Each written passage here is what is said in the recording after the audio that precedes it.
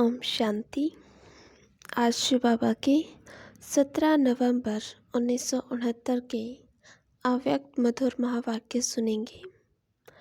Topic है फर्श से अर्श पर जाने की युक्तियाँ। फर्श से अर्श पर जाने की युक्तियाँ। आज बाप दादा कहते, यहाँ भट्टी में किस लिए आए हो? देह में रहते विदेही हो रहने के अभ्यास के लिए। जब से यहाँ पाँव रखते हो तब से ही यह स्थिति होनी चाहिए। जो लक्ष्य रखा जाता है उसको पूर्ण करने के लिए अभ्यास और अटेंशन चाहिए। बाप दादा हर एक को नई बात के लिए ही बुलाते हैं। अधर कुमारों को विशेष इसलिए बुलाया है, पहले तो अपना जो ग्रस्त व्यवहार बनाया है उसमें जो उल्टी सीढ़ी चढ़ी है उस उल्टी सीढ़ी से नीचे उतरने के लिए बुलाया है, और उल्टी सीढ़ी से उतार कर फिर किस में चढ़ाना है? अर्श से फर्श पर, फिर फर्श से अर्श पर। उल्टी सीढ़ी का कुछ न कुछ जो ज्ञान रहता है उस ज्ञान से अज्ञानी बनाने के लिए, और जो सत्य ज्ञान है उसकी पहचान देकर शांत स्वरूप बनाने के लिए बुलाया है। पहले उतारना है फिर चढ़ाना है। जब तक पूरे उतरे नहीं हैं तो चढ़ भी नहीं सकते। सभी बातों में अपने को उतारने के लिए तैयार हो। कितनी बड़ी सीढ़ी से उतरना है? उल्टी सीढ़ी कितनी लंबी है? अभी तक जो पुरुषार्थ किया है उसमें समझते हो कि पूरे ही सीढ़ी उतरे हैं कि कुछ अभी तक उतर रहे हो? पूरी जब उतर जाएंगे तो फिर चढ़ने में देरी नहीं लगेगी, लेकिन उतरते उतरते कहाँ न कहाँ ठहर जाते हो। तो अब समझा किस लक्ष्य से बुलाया है। 63 जन्मों में जो कुछ उल्टी सीढ़ी चढ़े हो वह पूरी ही उतरनी पड़े। फिर चढ़ना भी है। उतरना सहज है व चढ़ना सहज है। उतरना सहज है व उतरना भी मुश्किल है। अभी आप जो पुरुषार्थ कर रहे हो वह उतर कर चढ़ने का कर रहे हो कि सिर्फ चढ़ने का कर रहे हो? कुछ मिटा रहे हो, कुछ बना रहे हो। दोनों काम चलता है ना। आपको मालूम है लास्ट पौड़ी अर्थात सीढ़ी कौन सी उतरनी है? इस देह के भान को छोड़ देना है। जैसे कोई शरीर के वस्त्र उतारते हो तो कितना सहज उतारते हो, वैसे ही यह शरीर रूपी वस्त्र भी सहज उतार सको और सहज ही समय पर धारण कर सको। किसको यह अभ्यास पूर्ण रीति से सीखना है? लेकिन कोई कोई का यह देह अभिमान क्यों नहीं टूटता है? यह देह का चोला क्यों सहज नहीं उतरता है? जिसका वस्त्र तंग टाइट होता है तो उतार नहीं सकते। यह भी ऐसे ही है।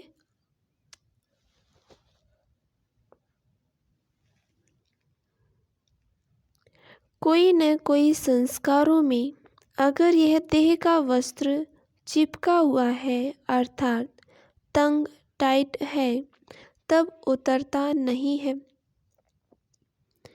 नहीं तो उतारना, चढ़ाना व यह देह रूपी वस्त्र छोड़ना और धारण करना बहुत सहज है। जैसे कि स्थूल वस्त्र उतारना और पहनना सहज होता है, तो यही देखना है कि यह देह रूपी वस्त्र किस संस्कार से लटका हुआ है। जब सभी संस्कारों से न्यारा हो जाएंगे तो फिर अवस्था भी न्यारी हो जाएगी। इसलिए बाप दादा भी कई बार समझाते हैं कि सभी बातों में इजी रहो। जब खुद सभी में इजी रहेंगे तो सभी कार्य भी इजी होंगे। अपने को टाइट करने से कार्य में भी टाइटनेस आ जाती है। वैसे तो जो इतने समय से पुरुषार्थ में चलने वाले हैं, उन्हों को अब बहुत ही कर्तव्य में न्यारापन आना ही चाहिए। अभी इस भट्ठी में जो भी टाइटनेस है वह भी, और जो कुछ उल्टी सीढ़ी की पौड़ियाँ रही हुई है वह उतारना भी, और फिर लिफ्ट में चढ़ना भी। लेकिन लिफ्ट में बैठने के लिए क्या करना पड़ेगा? लिफ्ट में कौन बैठ सकेंगे? बाप के लिए सारी दुनिया में लायक बच्चे ही श्रेष्ठ सौगात है। तो लिफ्ट में चढ़ने के लिए बाप के गिफ्ट बनना, और फिर जो कुछ है वह भी गिफ्ट में देना पड़ेगा। गिफ्ट देनी भी पड़ेगी और बाप की गिफ्ट बनना भी पड़ेगा, तब लिफ्ट में बैठ सकेंगे। समझा? अभी देखना है, दोनों काम किए हैं, गिफ्ट भी दी है और गिफ्ट बने भी हैं। गिफ्ट को बहुत संभाला जाता है और गिफ्ट को शो केस में सजा कर रखते हैं। जैसे जैसे गिफ्ट वैसी वैसी शो केस में आगे आगे रखते हैं। आप सभी भी अपने आप को ऐसे गिफ्ट बनाओ जो लिफ्ट भी मिल जाए और इस सृष्टि के शोकेस में सभी से आगे आ जाओ। तो शोकेस में सभी से आगे रहने के लिए अधर कुमारों को दो विशेष बातों का ध्यान में रखना पड़ेगा। शोकेस में चीज़ रखी जाती है, उसमें क्या विशेषता होती है?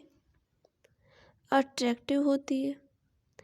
एक तो अपने को अट्रैक्टिव बनाना पड़ेगा और दूसरा एक्टिव। यह दोनों विशेषताएं खास अधर कुमारों को अपने में भरनी है। यह दोनों गुण आ जाएंगे तो फिर और कुछ रहेगा नहीं।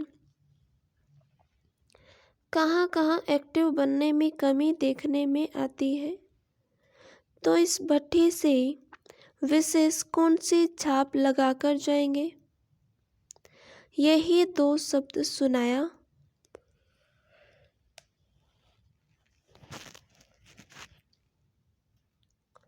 अट्रैक्टिव और एक्टिव। अगर यह छाप लगाकर जाएंगे तो आपकी एक्टिविटी भी बदली होगी। जितनी जितनी यह छाप व ठप्पा पक्का लगाकर जाएंगे, उतनी एक्टिविटी भी पक्की और बदली हुई देखने में आएगी। अगर ठप्पा कुछ ढीला लगाकर जाएंगे तो फिर एक्टिविटी में चेंज नहीं देखने में आएगी। यह तो सुना था ना, भट्टी में आना अर्थात अपने रूप रंग दोनों बदलना। भट्टी में जो चीज़ आती है उनके जो बुराई होती है वह गल जाती है।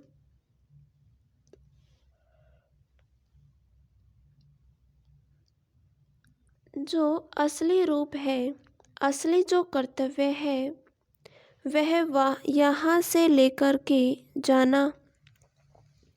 वह कौन सा रूप है? क्या बदलेंगे? अभी रंग बदलते रहते हैं, फिर एक ही रंग पक्का चढ़ जाएगा जिसके ऊपर और कोई रंग चढ़ नहीं सकता, और जिस रंग को कोई मिटा नहीं सके और न मिट सके न और कोई चढ़ सके। सभी बातों में एक्टिव होना है। जैसा समय जैसी सर्विस उसमें एवर रेडी।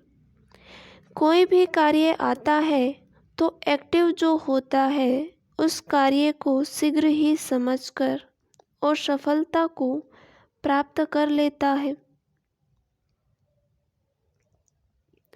जो एक्टिव नहीं होते हैं तो पहले कार्य को सोचते रहते हैं, सोचते सोचते समय भी गवाएंगे, सफलता भी नहीं होगी।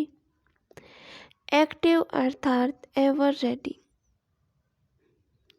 और वह हर कार्य को परख भी लेगा, उसमें जुट भी जाएगा और सफलता भी पा लेगा। तीनों बातें उसमें होंगी। जिसमें भारीपन होता है उनको एक्टिव नहीं कहा जाता है। पुरुषार्थ में भारी, अपने संस्कारों में भारी, उनको एक्टिव नहीं कहा जाएगा। एक्टिव जो होगा वह एवर रेडी और इजी होगा। खुद इजी बनने से सब कार्य भी इजी, पुरुषार्थ भी इजी हो जाता है। खुद इजी नहीं बनते तो पुरुषार्थ और सर्विस दोनों इजी नहीं होती। मुश्किलातों का सामना करना पड़ता है। सर्विस मुश्किल नहीं, लेकिन अपने संस्कार, अपनी कमजोरियां मुश्किल के रूप में देखने में आती हैं। पुरुषार्थ भी मुश्किल नहीं, अपनी कमजोरियां मुश्किल बना देती हैं। नहीं तो कोई को सहज, कोई को मुश्किल क्यों भासता। अगर मुश्किल ही है तो सभी बातें मुश्किल हों, लेकिन वही बात कोई को मुश्किल, कोई को सहज क्यों। अपनी ही कमजोरियां मुश्किलात के रूप में आती हैं, इसलिए यह दो बातें धारण करनी है। एक्टिव भी तब बन सकेंगे जो पहले अपने में विशेषताएं होंगी। आकर्षित बनने लिए हर्षित भी रहना पड़ेगा। हर्षित का अर्थ ही है अतीन्द्रिय सुख में झूमना। ज्ञान को सुमिरन करके हर्षित होना, अव्यक्त स्थिति का अनुभव करते अतीन्द्रिय सुख में आना, इसको कहा जाता है हर्षित। हर्षित भी मन से और तन से दोनों से होता है। ऐसा जो हर्षित होता है वही आकर्षित होता है। प्राकृतिक और माया के अधीन न होकर दोनों को अधीन करना चाहिए। अधीन हो जाने के कारण अपना अधिकार खो लेते हैं, तो अधीन नहीं होना है, अधीन करना है, तब अपना अधिकार प्राप्त करेंगे।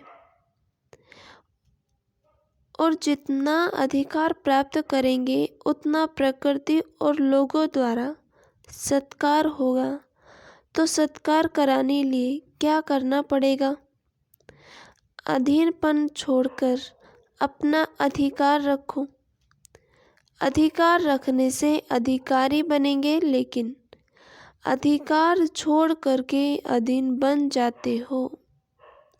छोटे छोटे बातों के अधीन बन जाते हो, अपनी ही रचना के अधीन बन जाते हैं। लौकिक बच्चे तो भले हैं, लेकिन अपनी ही रचना अर्थात संकल्पों के अधीन हो जाते हैं। जैसे लौकिक रचना से अधीन बनते हो, वैसे ही अब भी अपनी रचना संकल्पों के भी अधीन बन जाते हो। अपनी रचना कर्मेंद्रियों के भी अधीन बन जाती हो। अधीन बनने से ही अपना जन्मसिद्ध अधिकार खो लेते हो ना। तो बच्चे बने और अधिकार हुआ। सर्वदा सुख, शांति और पवित्रता का जन्मसिद्ध अधिकार कहते ही हो ना। अपने आप से पूछो कि बच्चा बना और पवित्रता, सुख, शांति का अधिकार प्राप्त किया। अगर शरीर छूट जाता है तो कोई बात के अधीन बन जाते हो। तो अब अधीनता को छोड़ो, अपने जन्मसिद्ध अधिकार को प्राप्त करो। यह जो कहते हो कब प्रभाव निकलेगा, यह प्रभाव भी क्यों नहीं निकलता? कारण क्या है? क्योंकि अब तक कई बातों में खुद ही प्रभावित होते रहते हो। तो जो खुद प्रभावित होता रहता है उनका प्रभाव नहीं निकलता। प्रभाव चाहते हो तो इन सभी बातों में प्रभावित नहीं होना। फिर देखो कितना जल्दी प्रभाव निकलता है। अपनी एक्टिविटी से अंदाजा निकाल सकते हो। ऐसा सौभाग्य सारे कल्प में एक ही बार मिलता है। सतयुग में भी लौकिक बाप के साथ रहेंगे, पारलौकिक बाप के साथ नहीं। 84 जन्मों में कितना श्रृंगार किया होगा।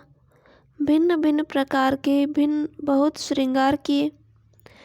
बाप दादा का स्नेह यही है कि बच्चों को श्रृंगार कर शोकेस में सृष्टि के सामने लाए। जब सभी संपूर्ण बनकर शोकेस अर्थात विश्व के सामने आएंगे तो कितने सजे हुए होंगे। सत्युग का श्रृंगार नहीं, गुणों के गहने धारण करने हैं। अच्छा, ओम शांति।